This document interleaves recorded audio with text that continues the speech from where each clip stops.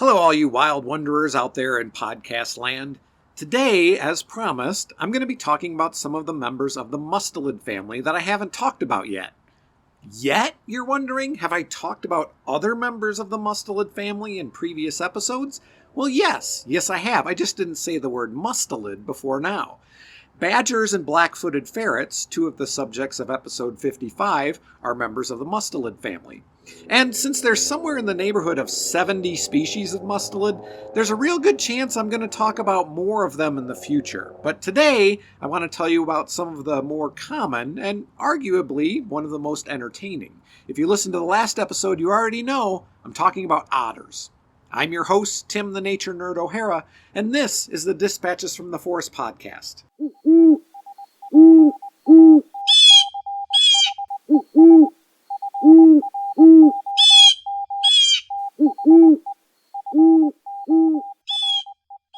In general, members of the Mustelid family display some common characteristics. They're typically smaller animals with elongated bodies, short legs, short skulls, short round ears, and thick fur. They're carnivores. Most are solitary, many are nocturnal, and they tend to be active year-round. Reproduction in most mustelids involves what's called embryonic diapause, or delayed implantation. The embryo doesn't immediately implant into the uterus, but remains dormant for a period of time. Development doesn't start until the embryo attaches to the uterine lining.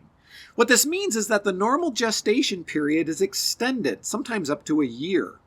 Now, the reason for embryonic diapause is that it allows the young to be born when environmental conditions are more favorable.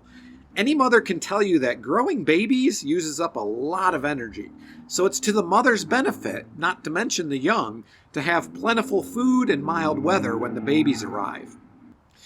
But let's focus in on otters specifically. There's two species native to North America that I want to talk about today: sea otters and North American river otters. Now, in researching for this episode, I quickly discovered that, for whatever reason, there's a lot of specific terms for otter stuff. For example, an otter's den is called a holt, spelled H-O-L-T, or a couch. Why? I don't know. Terms for male and female otters either mirror those for pigs, boar, and sow, or go with more of a canine theme, with a male being called simply a dog, and a female being called a bitch. And young are referred to as pups or cubs. A group of otters can either be called a bevy, a family, a lodge, my personal favorite, a romp, because of their playful nature, or, particularly for sea otters, a raft, for reasons I'll get into shortly. Even their poop, which is described as having, quote, a distinctive odor, unquote, ranging from violets to freshly mowed hay to putrefied fish, has its own term. Otter poops are called spraints, which kind of sounds like the name of a cologne, right? Spraint, the new fragrance from Chanel. And let's be honest, a combination of violets, hay, and rotten fish probably smells better than most of the Axe body sprays. Also, Spraints would be a great band name, just saying. Of the two species of North America otters, sea otters are the largest. Adults grow to be nearly 5 feet long and can weigh up to 100 pounds, making them the heaviest of the mustelids on average, but among the smallest of the marine mammals. On a side note, the giant otter, which is native to South America, is the longest mustelid, ranging around 5.5 feet, but they're slimmer than sea otters. Sea otters range along the Pacific coast in North America, as well as Asia. Color-wise, they're usually dark brown with silver-gray speckles, but they can range from a yellowish or grayish-brown to nearly black. The head, throat, and chest of adult sea otters are lighter in color than the rest of the body. Now, unlike most other marine mammals, sea otters don't have blubber, so they rely on their exceptionally thick fur in order to keep warm. With up to 970,000 hairs per square inch, sea otters have the densest fur in the animal kingdom. Much like beavers, their coat consists of a short, dense underfur covered by long, waterproof guard hairs, which keep the underfur layer dry. Air is trapped between the underfur and the skin and heated by the body. This keeps the cold water completely away from the skin to help limit heat loss. An otter's fur is thick year-round, and it's shed and replaced gradually as opposed to having a distinct molting season like some other animals. In order to repel water effectively, the guard hairs need to be kept clean, so sea otters have the ability to reach the fur on any part of their body in order to groom it, a task made easier by loose skin and an extremely flexible skeleton. But there's a disadvantage to this kind of insulation. The air layer compresses when the otter dives, reducing both the insulation's effectiveness and the otter's buoyancy in deeper water when they're foraging. Blubber, on the other hand, is efficient at both of these functions. Blubber can also provide energy during deep dives. Now, it's interesting to note in terms of evolution, sea otters returned to the marine environment about 3 million years ago, which in evolutionary terms is not really all that long. And some biologists believe that, like other marine mammals who have spent a much longer time living in the ocean, sea otters will eventually evolve to be more dependent on blubber for insulation. In addition to their dense fur, sea otters have other adaptations for aquatic living. Their nostrils and ears can close to keep water out when they're diving. The tail is fairly short, thick, slightly flattened, and very muscular. Their front paws are short and have retractable claws, and they have tough pads on their palms that help them get a grip on slippery prey. Along with their front paws, long, highly sensitive whiskers help sea otters find prey by touch when the water is dark or murky. Now, sea otters are very buoyant for two reasons. First, the air trapped in their fur, and second, their lung capacity, which is about 2.5 times greater than a similarly sized land mammal. To help balance this out a bit, their bones are exceptionally dense to help them dive. Their back feet, which provide most of their propulsion when swimming, are long, broadly flattened, and fully webbed.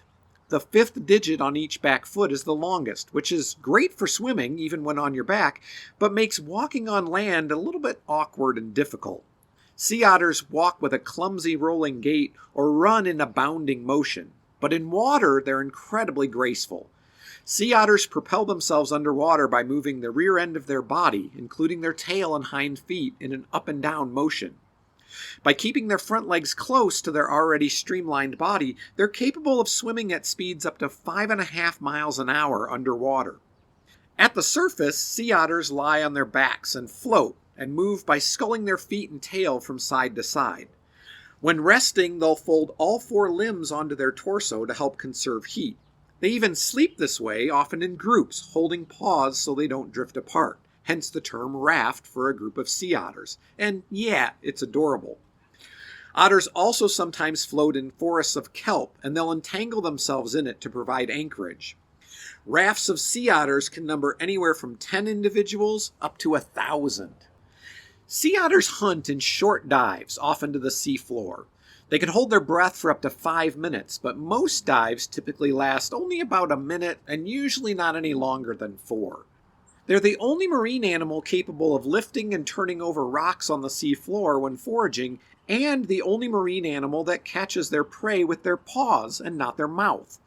They eat sea urchins, crabs, squid, octopuses, clams, mussels, and fish.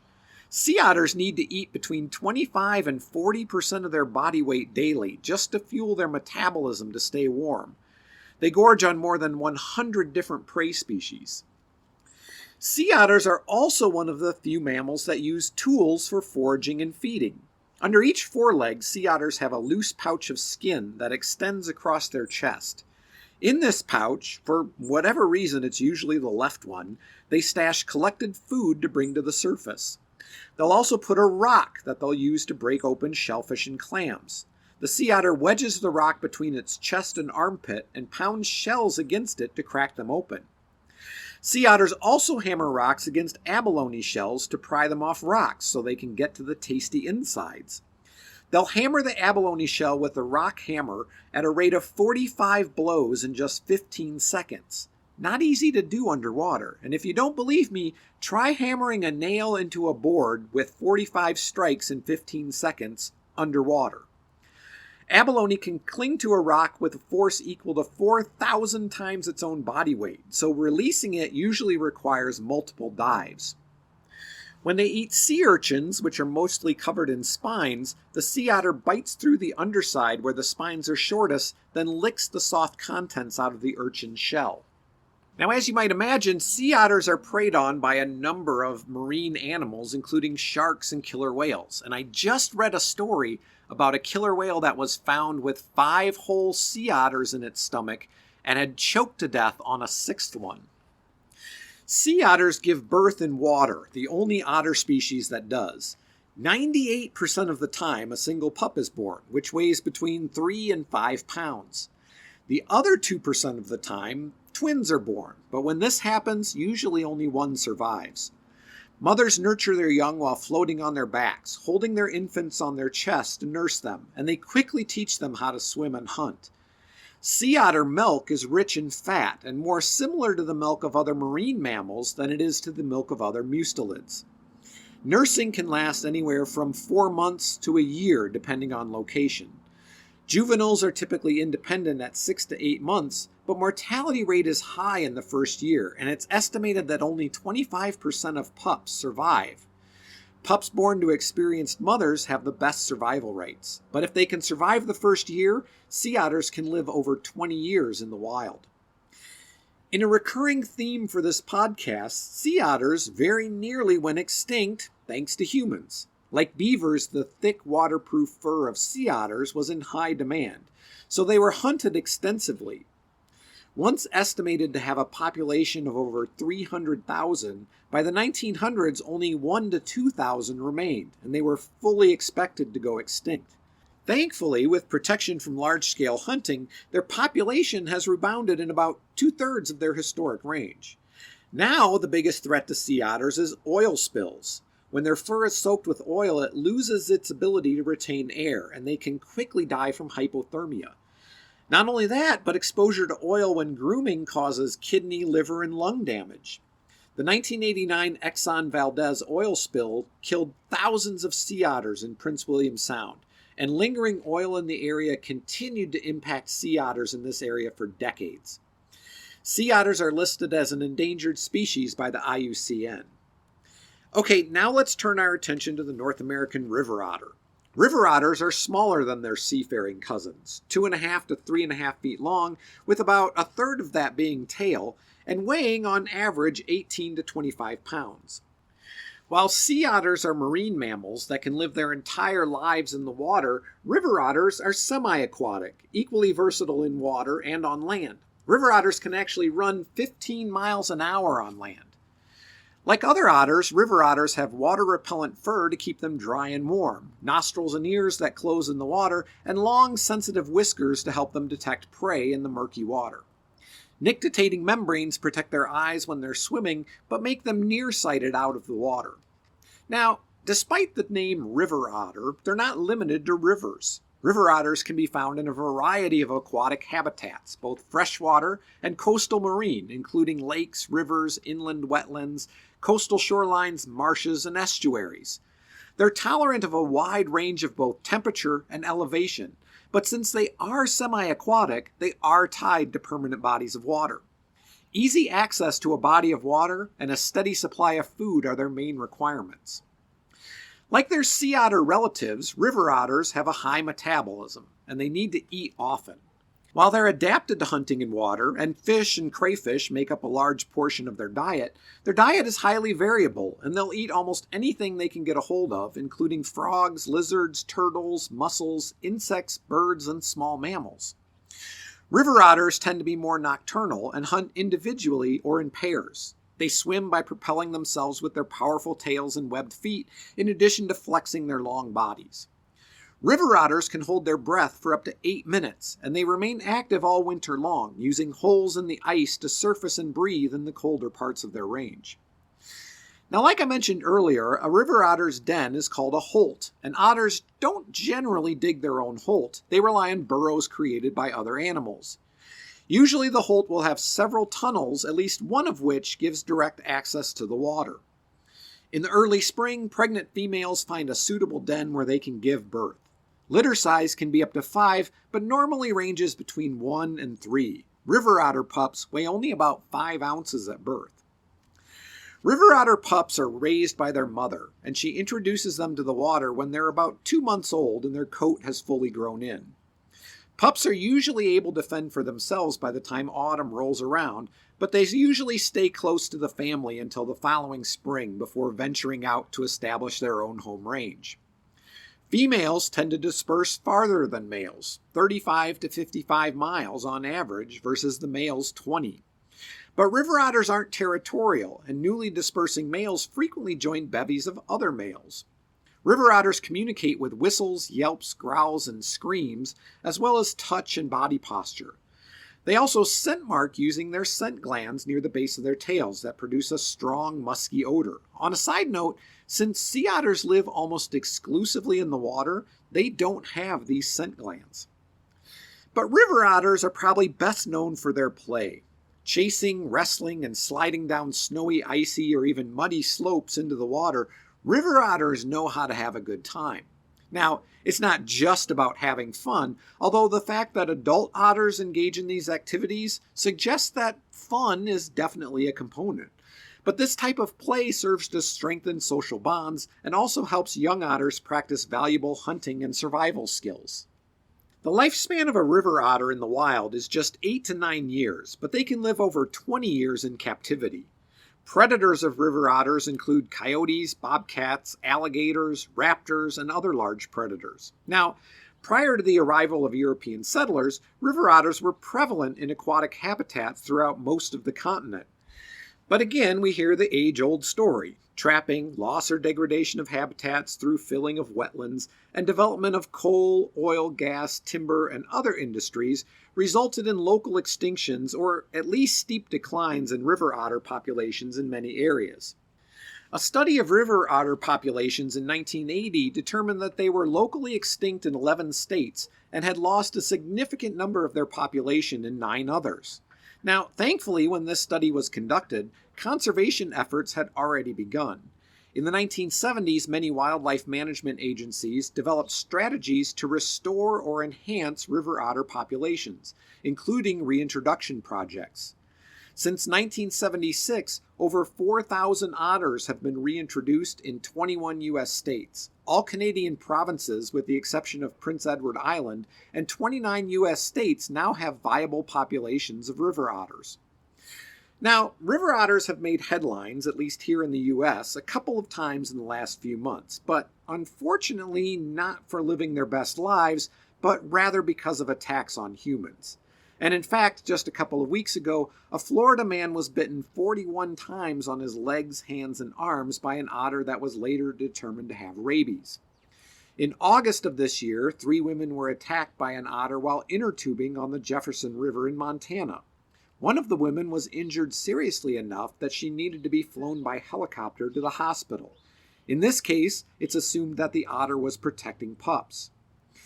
A 2011 review by the IUCN Otter Specialist Group showed that otter attacks reported between 1875 and 2010 occurred most often in Florida. And yeah, my first thought was, of course in Florida, because, well, Florida. But in Florida, both human and otter populations have substantially increased in the last 20 years, making conflict almost inevitable. This review found at least 42 instances of otter attacks, but keep in mind that that's over the course of 135 years, resulting in 1 recorded death. In about a third of these attacks, the otter was most likely suffering from rabies. So what's my point here? My point is that attacks on humans by otters are rare, but they do happen.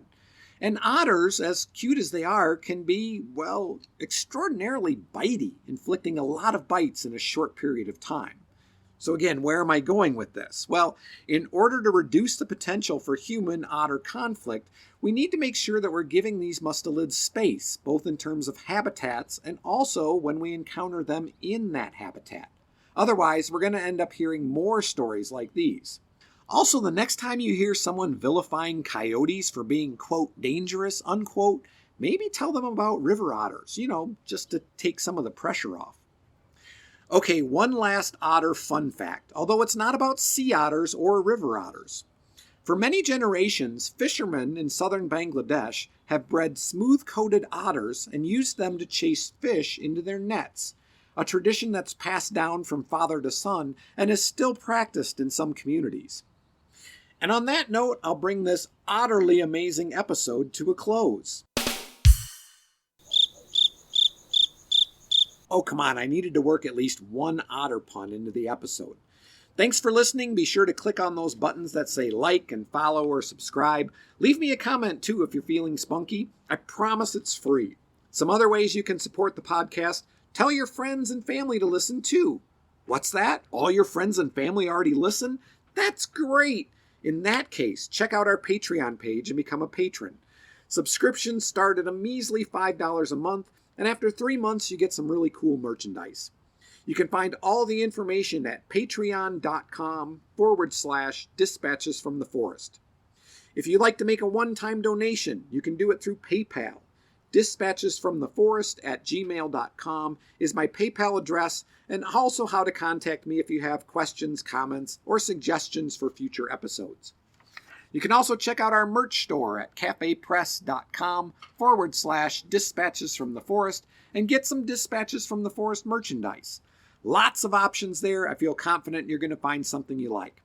For additional content, check out Dispatches from the Forest on Instagram, Facebook, TikTok, and YouTube. I'm your host, Tim the Nature Nerd O'Hara, reminding you to go outside and get dirty.